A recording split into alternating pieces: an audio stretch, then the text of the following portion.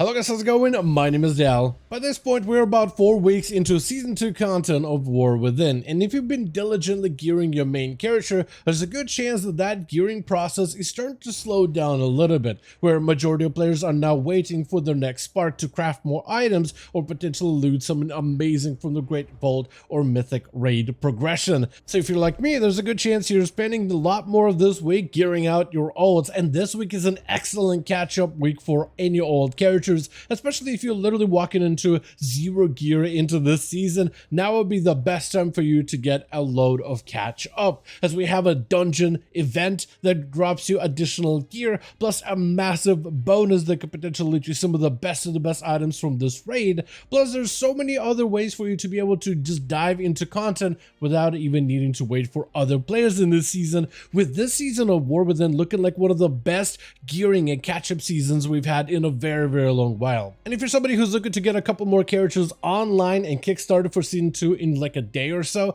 then this video is going to go over all of the awesome catch-ups that are available this week specifically, and how to take advantage of them, and what you should focus on that's going to give you the most amount of gain for the least amount of time spent. As always, if you guys want to see more videos like these for the War Within expansion, be sure to follow the channel and subscribe. But otherwise, let's dive into this week's bonus gearing event.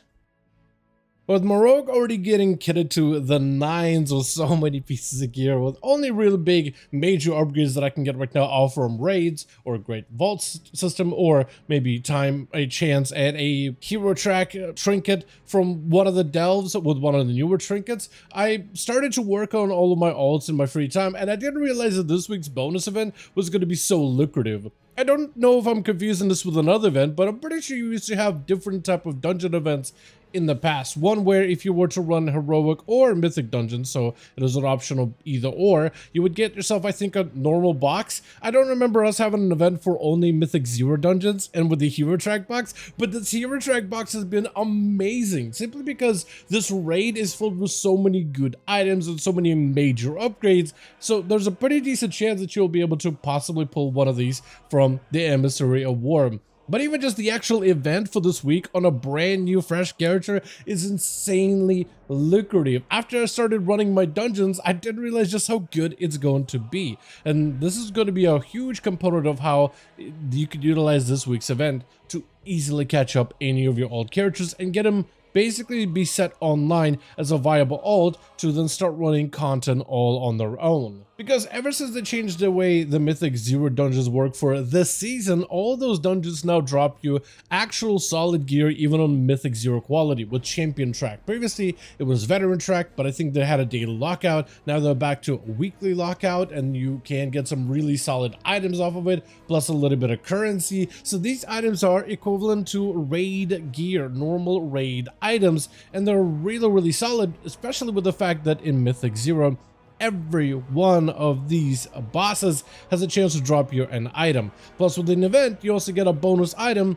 for the final boss of the dungeon, so even more items for you to be able to collect on a character. And with 4 dungeons that you can run, just doing a bunch of 4M0 dungeons awards you quite a bit of champion track gear. Maybe my druid is the one that just got very lucky, but so far most of my ults have been able to get a decent bit of upgrades here and there, plus the weekly box as well, sometimes getting some insane items out of it with some of the best trinkets from this raid. But with the changes they made for this season specifically, I really do think Mythic 0 dungeons now have become worth your time when it comes to just trying to catch up a character super quickly with a bunch of champion track items, especially since you can do some of the newer dungeons, like, or I guess newer for this season, Operation Floodgate, Theater of Pain, Mechagon, Motherload, with Theater having 5 bosses. That's 5 potential chances for you to be able to get items with bonus chances of gear or guaranteed drops on Mordretha, the Endless Empress. So it's kind of exciting when it comes to gearing out all of your old characters just with how much gear drops, making Mythic 0 so much more lucrative. Or if, let's say, Mythic Zeros don't really give you anything that's an upgrade, even simply running +2 dungeons of, +2 and Mythic plus difficulty, or your champion track gear to fill out your Great Vault box for a brand new character. So if you have at least some items, but you're looking for upgrades further down the line and you're not quite ready to jump into plus 10s, plus 2s bare minimum will award you hero track items. So that's also very little effort spent, very little time spent on the activity, making the whole event for dungeons this week definitely worth doing if you're looking to catch some characters up and running and online as soon as possible. Besides this though, I've also found a couple of different events that are definitely worth your time, especially if you're looking to spend the least amount of time gearing a character but getting the most amount of gain. The world boss is still worth your time. The Godfather is fantastic. He doesn't always drop gear for me, but when he does, the warbound items that I can share across multiple characters and even items that I can give to my alts can be good. The items you get on them are kind of random, but if you play multiple characters in a season, at least somebody is gonna use one of those items, whether you have a warrior with plate gear, a rogue with leathers, Colossi priest, or whatever you have. So at least one of those items is probably gonna end up being usable by one of your characters. From there, I still think delves in tier 11 in particular are insanely worth your time, especially if you're somebody who doesn't want to have to wait for a group or endgame content, or let's say you just pugging your way through the dungeons and are constantly getting declined.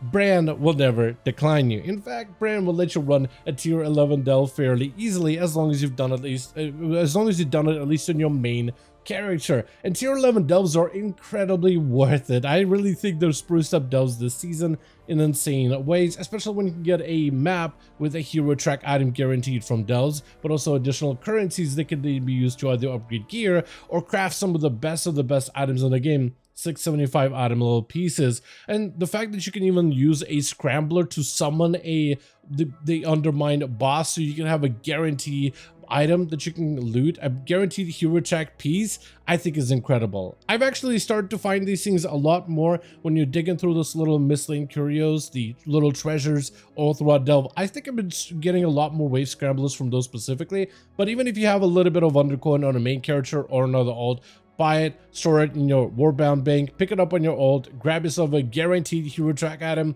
It has just made delves overall a lot more consistent and a lot better of an activity to dive into. Plus, if you can do a delve as a tank, as a healer, I still to this day think this is one of the easiest way to gear a character and one of the easiest experiences that I've had with delve so far.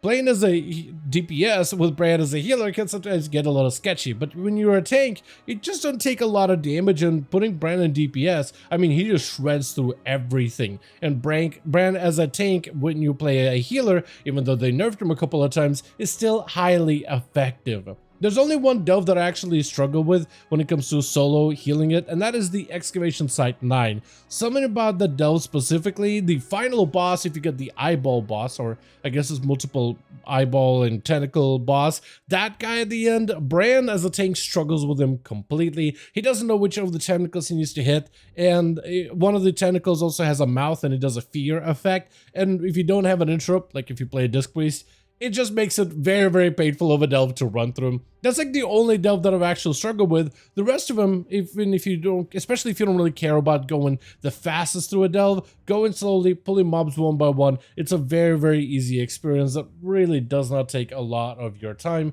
And just being able to complete all those delves, which 3 of them a week on a character is fairly easy, just allows you to make so much gain for very little time spent. Outside of this, I also found a normal Undermine raid to be very pug friendly, especially if you're roughly at about 635-ish item level. I found that item level is where pugs are more likely to invite you. Pugs being pugs, sometimes you'll find those groups that are a little bit more stingy, that are a little bit more picky. That being said, I found them generally easier to get into, because I think this is the easiest version of a tier raid that we've had in a while. And a lot of the bosses and the loot on those bosses is front loaded. The first few bosses that you get to slay at the start of the Undermine raid, all of those drop you tier set items and some of the better pieces of gear as well. Some of the later bosses also drop you some of the better items also, but the tier stuff in particular is so front loaded that I think it just makes it much easier for players to catch up on the tier set bonuses this season out of all seasons in general. Speaking about tier, don't forget that we still do have the catalyst to take advantage of. With the catalyst, you're able to drop in any item from season 2.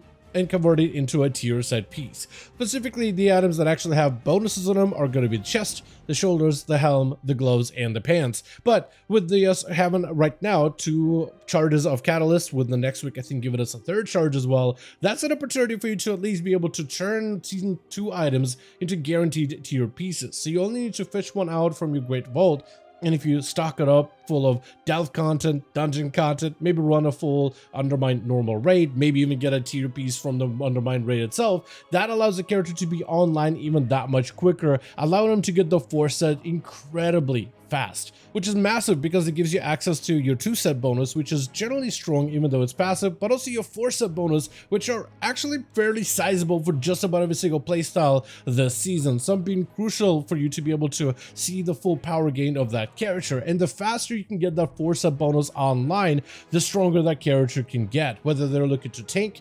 DPS, or heal. It seems that every one of our classes and spec playstyles all get significant gains from their tier sets, so being able to get it up as soon as possible is massive. And right now, this is the best time for you to be able to get some of those alts up and running, because you can get that tier set going incredibly quickly.